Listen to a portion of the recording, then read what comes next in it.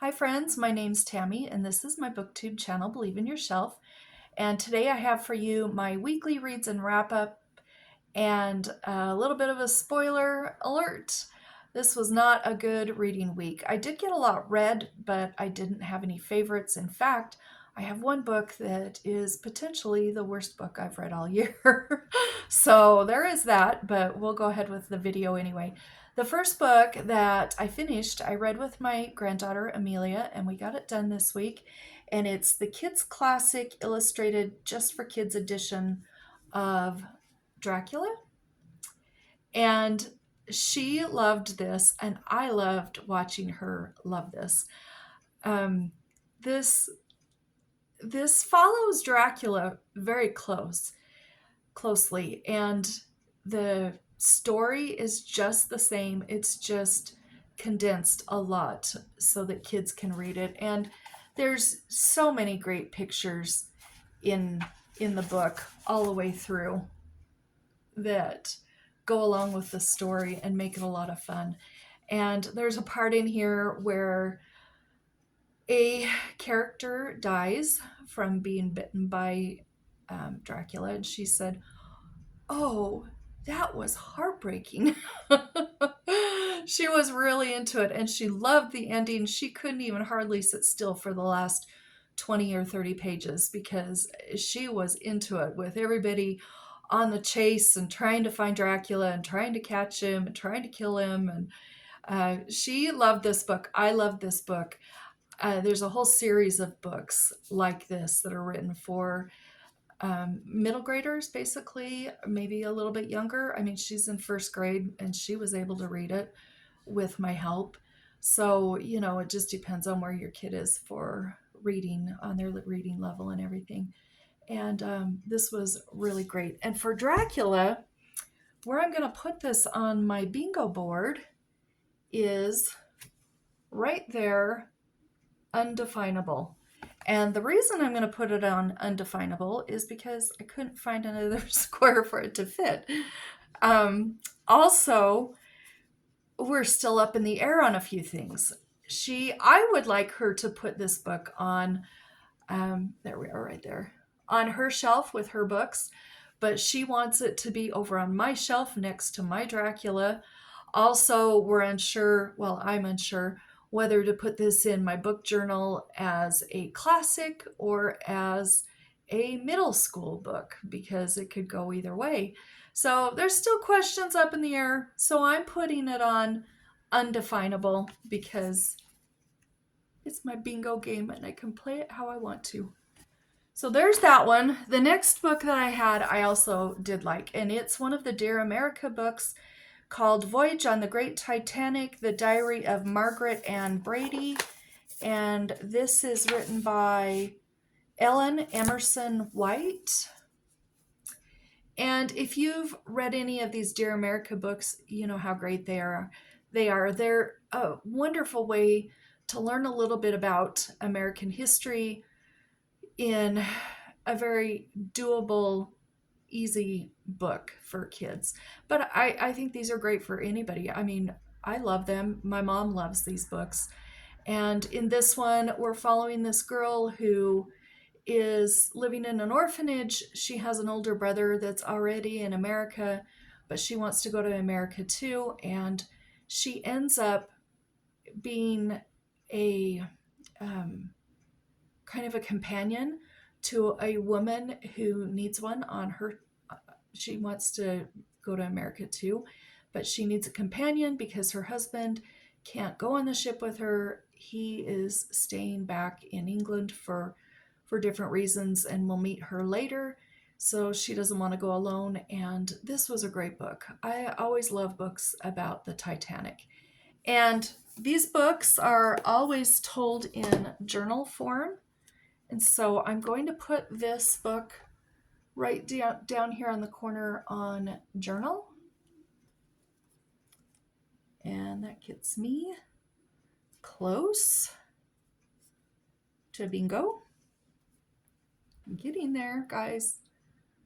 I'm hoping for at least a couple bingos. I only have next week left. Next Sunday, I'll have a new bingo card to show you. from my friend Dagmoon. And okay, so the next book, now we're into the books that were disappointing. That's the word I'm going to use. This is A Dustbowl Christmas by Christopher Clagg. And I was so excited about this because the Dust Bowl and the Great Depression are buzzwords for me, and I usually love any book that's about either of those subjects. This one was disappointing because I was in the mood for a Christmas book, and this book had 8 pages at the very end about Christmas. And the rest was just about the Dust Bowl, which I didn't mind reading about, but I was all geared up for a Christmas book, and so it kind of disappointed. The other thing about this is he really needed an editor, and he has, I saw, I read a little part in the front where he talked about it, and he's made several revisions on this, trying to fix a lot of editing problems and spelling problems, and he still needs to go through this. This really needs a good editor. Like, for example, this is the first page I opened up to. We have a whole bunch of little tiny sections here that, they don't go clear across. And like this says, let me just read this to you. It says, a little later, Ma and Pa came in, and Mama led Pa to the bed and laid him down and went and got some milk and warmed it in a tin cup over the fireplace. And Pa laid on his back and sipped at the hot milk slowly, half sitting up, and then Mama would take the cup and put it on the floor a bit, and he'd lay down and sigh, and his eyes were roving. That's all one sentence. Then the next sentence is moving. And then the next sentence is back and forth. Next sentence is back and forth. Next sentence is, but he was quiet now. Next sentence, it was, and wasn't hollering. Next sentence, so maybe it was going to be all right. So this book, the whole way through, is like this, and just tons of misspellings. He's misspelled the word prologue. There's lots of misspellings in here. So all of the formatting issues and the editorial issues and the spelling issues really took me out of the story.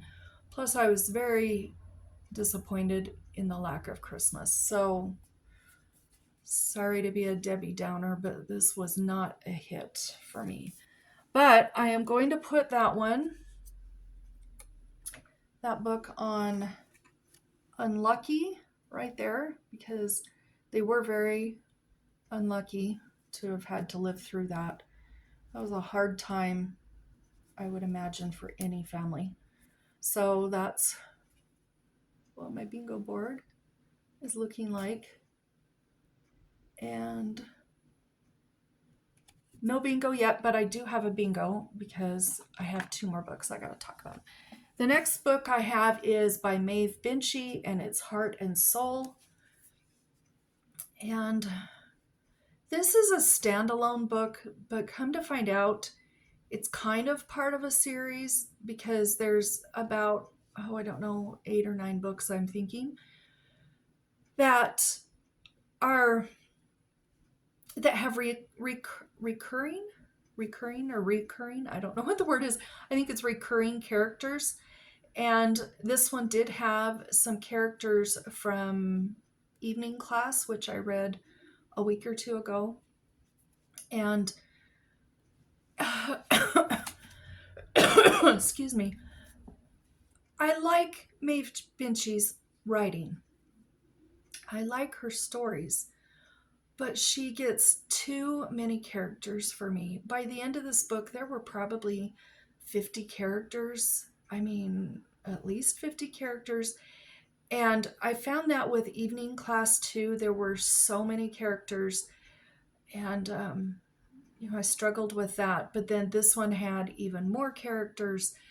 And by the time I got to the end of the book, honestly, other than 2 or 3 characters, I didn't remember which character was which of any of the others, because there were too many stories to keep track of and too much going on. And I'm not going to read another Maeve Binchy book because my brain will no longer work for having to keep track of that many characters. So this was a miss for me too. But I'm going to put that book. I'm glad I finished it because I know now after reading 2 books that even though I can appreciate her writing and appreciate her as an author, and I would have probably loved her books 20 or 30 years ago, at least now I know I'm just not going to read any more Maeve Binchy. But I'm going to put that book down here on Doorstopper because it was a huge book, heavy book. So I have my first bingo, and it's this one going up and down. Thank heavens for the star there. Otherwise, I probably wouldn't have a bingo. And I do have one other book to talk about that I did read and did finish. I hated this book, you guys. I hated this book so much. Spring Came On Forever by Bess Streeter Aldrich. I know. Do you remember when I hauled this a couple months ago? I got it at my used bookstore and I was so excited because she also wrote A Lantern in Her Hand. And this is one of my all-time favorite books. I love this book so much. Her books are all set, I think, pretty much all set in Nebraska. And this one is as well. And I will tell you, excuse me, I'm losing my voice for some reason. I'm sorry. I apologize. So the first chapter, we have Matthias, and it starts out, I believe, in 1866. And he is working with his dad in their small store out in, I don't remember where they started. Maybe Iowa or somewhere in there. They weren't there very long. And this young girl comes in with her dad, and he has made some great big huge cooking pots and kettles, and they are looking for a kettle. They need one, and because they're going to be heading to Nebraska shortly, and he sells them a kettle that he has made, and she knows that he has made it, and they sort of catch each other's eye, and they sort of kind of become very interested in each other. And then the story goes on. This goes from about 1866 to about the mid 1930s. We're starting with her. I think she's around maybe 17 or 18, and she is nearly 90 by the end of the book. And we go through many generations. And this story did not go where I thought it was going to go. In fact, it went so completely the other way that I really disliked it. I didn't like the story. I loved her writing, and I wanted to love this book, but I hated it. And I'm not going to say why, because I know several of you do like to read pioneer books. If you were given the choice, if you had the choice and you had not read either of these, I would say please read A Lantern in Her Hand. Don't read this one. And I don't even know what else to say because I don't want to spoil it, because I know my mom is going to want to read this book, even though it was awful. And so, Mom, you can borrow it, but I got this at the used bookstore, and it is going back to my used bookstore because I really hated it, actually. I don't rate books because I'm not on Goodreads, but if I was going to rate this would, what would I give it? Would maybe give it a generous 1.5, rounded up to 2, because there were some interesting parts about pioneer life, and I do really like reading about pioneer life and the day in, day out things, and doing butter and making soap and having to make dinner out of nothing, and all of that. I love that aspect of pioneering, but I hated the story. So oh well. But I'm going to put Spring Came On Forever down here on bread and butter, and I'll tell you why I'm going to put it on bread and butter. She married, and she and her husband had 4 kids, and her husband died and she was a widow with 4 children between, I think they were between the ages of like 4 and 16, if I remember correctly. And he had passed away, and the only way she could make a living, he passed away right before she published her second book. And she wrote a lot of books. And this writing was her bread and butter. She had to support herself and her 4 kids. And with her writing, she was also just able to send all 4 of her kids to college. And so writing was her bread and butter. I know that there's a lot of books by her that people really, really love. And I've only read 2 books by her, and one I really loved and one I really hated. So I still would like to read more books by her if I run across any out there in the stores, my used bookstore or wherever. But I'm getting rid of that book. I did not like it. So that's where I am with the books that I've completed this week. And I'm close to a few more bingos. We'll see what happens this coming week. I am in the middle of reading 3 books. We are halfway exactly to the page.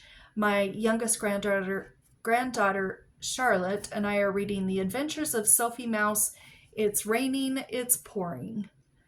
And oh my gosh, she loves this book. It's so cute. It's got the cutest pictures, drawings, illustrations all the way through, and she loves to look at the pictures. And it's a really fast and easy read. She's only 5, so her attention span is not super long. So this works out well because we can read 1 chapter, maybe 2 chapters in an evening, and she doesn't lose interest. In fact, she's always excited to read it again. But the chapters are really short, as you can tell. I mean, there's not a lot of words on the page. But we're halfway through with that.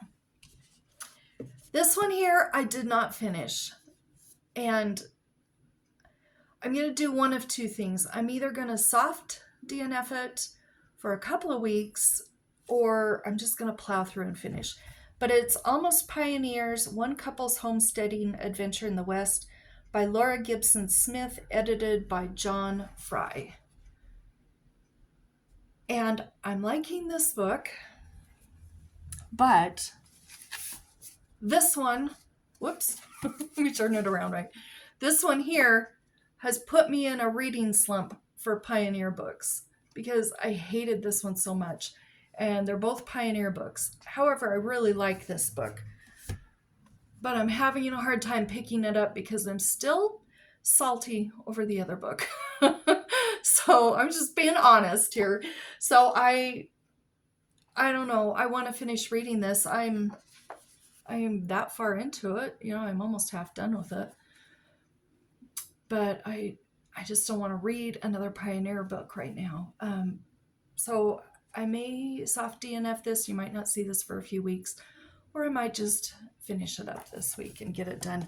And then the most redeeming book of the week is Fondue or Die by Korina Moss. And if you've read Korina Moss, she's awesome. I can tell you already right now that this will be a 5-star book. All of her books are 5-star books.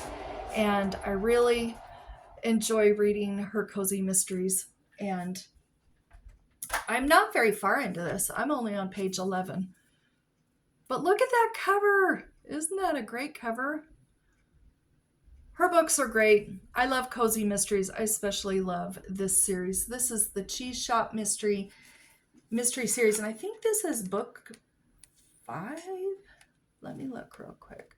2, 3, 4. Yeah, this is book 5.